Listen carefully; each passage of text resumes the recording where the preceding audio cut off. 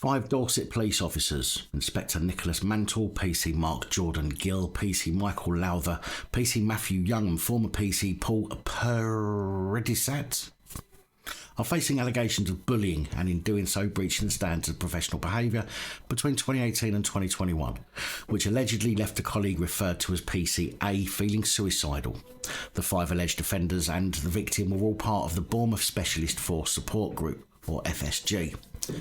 At a disciplinary hearing this week, the panel heard how the 5 members of the FSG left PCA considering suicide. PCA described former PC Paul Perdrisat as the alpha male and said, "I challenged PC Perdrisat and took him to one side. Why are you doing this? And he said to me, by picking on the weakest link, we get rid of them." When describing the group's behaviour, PCA said whatever we did was not good enough. They just chipped away. The team, PC Perdrisat, PC Jordan-Gill, a little bit by PC Lowther and PC Young. Adding, "I didn't want to wake up in the morning. I thought about taking my own life." Along with the alleged bullying, the 5 officers were also said to have made homophobic comments in the office.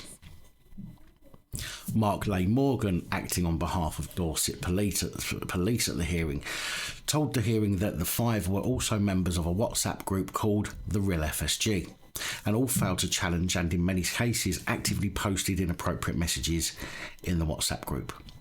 Morgan said some can be described as sexist, pornographic, misogynistic, homophobic, racist, bullying, offensive and otherwise inappropriate. The officers who posted should not have done so in the first place. They should have been challenged and they should have been stopped. The officers should have left the group and reported the group. But that's no fun though, is it? I mean, why be a copper if you can't get off on doing the very things you know are unlawful or bad, when you know full well that you would be picking up members of the public for doing exactly the same thing?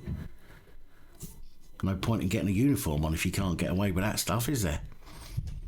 The hearing is ongoing this week and has not yet reached its conclusion at the time of recording this report, but Morgan for the force argues that messages were in breach of the force's social media policy and would discredit the force because a member of the public would be justifiably appalled by the images and by the officers finding them humorous. I apologise about that noise. I will obviously keep an eye out for updates this week and let you know the outcome of this hearing, but it seems like the police are just not content anymore with bullying the public and have started turning on themselves. Reminds me of another group of people I know.